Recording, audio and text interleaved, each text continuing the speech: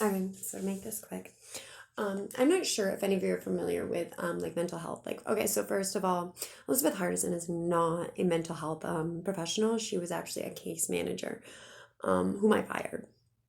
Um, which I was eligible for case management due to my PTSD, my anxiety, and my ADHD, not because I was mentally disabled. Now, um, there are different stipulations to now in Florida it's called Baker acting, and in Maine it's called blue papering. Now that is when somebody is a danger to themselves or others. Um, now I was blue papered, let go the next day, because he knew it wasn't me. I was then Baker acted in the state of Maine. As soon as that Baker Act was up, they had a white paper, meaning that a judge needed to put me in. That a judge signed a paper, so then at 70 hours after the white paper went through, they already approved me for at 72 hours to be able to leave. That I was not a danger to myself or others. Now, people just keep threatening to Baker Act me for no reason. Now, I have been deemed safe by multiple places. So a Baker Act, a blue paper, a white paper, Wellsprings, um, uh, Acadia outpatient, which I was never even to go to that hospital ever again, um, and my doctor's office on Union Street. And then somebody else said that I wasn't. Now, the problem that I'm having is that people that are on mental disability, right? They can be almost instantly blue papered. Now, people aren't actually doing anything, they are just letting these people do whatever they want. Now, my sister has knowingly threatened me, has actually hurt people, and has hurt me in the past. Um, and people are refusing to actually put her back in. I was put in because of her records. I was called her name and I was given her medication this summer. They kept saying that I was her other personality and that you're not Stevie, you're Melanie.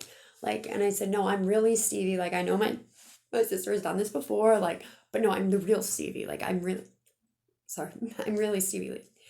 Um, I'm wondering why, as to when I try to put these people in that actually are a danger, I keep then being called crazy. I have this woman who keeps calling people and saying that I'm not allowed around children. Well, the churches would think otherwise. Because when my sister went to the church, there were no children there. When I went, there were children everywhere. Like, I'm not the bad person. I'm not the danger. It's whoever you guys are allowing around the children. It's whoever you guys are helping. Um, Betsy, you knowingly have been in contact with people that have been arrested for hurting me, that have been put into the mental hospital for hurting me. You've been in contact with my sister Naomi, who actually was there when my children were illegally taken and I was almost killed in Florida. You were in contact with Melanie, the person who tried to kill me and kidnap my child, who's on mental disability, who should have never been approved to see my child, who thinks that she's in charge of everybody's case plans. You have been in contact with Christopher Fanuff, but not the Christopher Fanuff that I needed you to be in contact with. Um, Now, I'm not understanding why the other person that was at court that day was not my child's father in Dover. Why I have not seen him, why you are not allowing me to see that one person, why he all of a sudden thinks that he needs to protect this other person from me when really he needed to protect me and my children from that other person. I'm wondering why you said in that courtroom that there was no open cases. I'm wondering why the only thing you have ever spoken to me about was explaining illegal adoption paperwork and asking where I'm going to be living. And then you send paperwork to Florida saying that I'm schizophrenic. Now, first of all, you can't believe anything from those hospital systems. I opted out, my records are not available. And the only thing that you needed to know for real was that I was deemed safe and I was cleared and released as soon as I was able to be. Um, you are not to be releasing any HIPAA. You are not to be making stuff up. And the whole problem is that you were actually making this, so I can't trust any single worker through the Northern Light system, which it's only the few bad people. Like I had through Eastern Maine, I had Dr. Grover, I had Lee Bretta, I had Aaron Chandler, I had a surgeon from Boston come up. Every single surgeon that I had lost their license due to doing illegal surgical procedures on people that were not necessary. And you guys all keep saying that I'm crazy. Like it was supposed to be against those few bad doctors, not against the whole hospital system. But you are actually causing this whole thing. Like I was supposed to meet with the owner and the representative and my attorney and their attorney to mediate and figure out what to do from here on out. and have a medical exam, and you just keep saying that I need a sleep study and a mental exam, then you say that I need to go into a substance abuse program. Like, no, I'm supposed to be on my pain meds. And then you say that I've lost my mind on drugs. I have not lost my mind. Like, it may have been, my memories may have been stolen, but I have not lost them. I know who I am. Do you know who you are? Because I met every single one of you girls. Every single one of those pictures, I have met those women either at DHS or at Penquest or in a courtroom. So, and they were barely ever the same person. Um, I don't understand why the police aren't actually putting these bad people away and helping me. Every single one of you knows that my children are supposed to be with me and that that one Chris is supposed to be with me. And yet you're deliberately refusing to help keep me and my children and protect us. You're deliberately putting my children in harm's way. You're deliberately giving them, you're just handing them right over to the people that have been threatening to hurt us. And for what reason, I don't know. But if you can look at any of my children in the face and tell them you care about them, you're a goddamn fucking liar.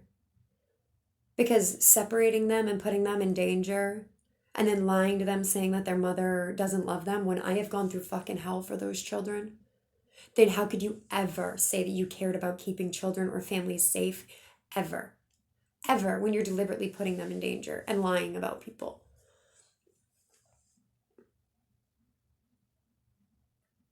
Like, I just want my life back. I want to be protected. They said on Indian Island there's a thing that says I'm worth protecting. Well, then why the fuck wasn't I?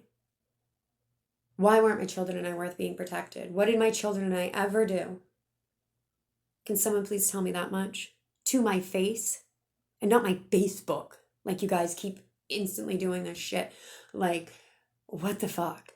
Like, it's all over the news. Facebook hacks, like medical hack, fucking Florida ransom breaches. Like, all of this shit is everywhere. And you guys are just calling me crazy. Why won't you allow me to have my children, Betsy? Why are you denying me my children that were never to be taken from me?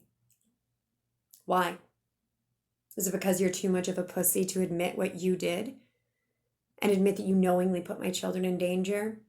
But you want to act like you care about the children and everything? Then why is everybody's children missing? Why does Melanie think she works for DHS?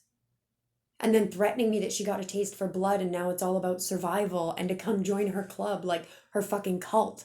Like, I'm not crazy. You guys were supposed to put my sister away, not me. Like, now my sister doesn't even know what the fuck she's done because of you guys. And it breaks my heart. It breaks my fucking heart that if my sister was, like, if you had put my sister in, she would not have hurt these people.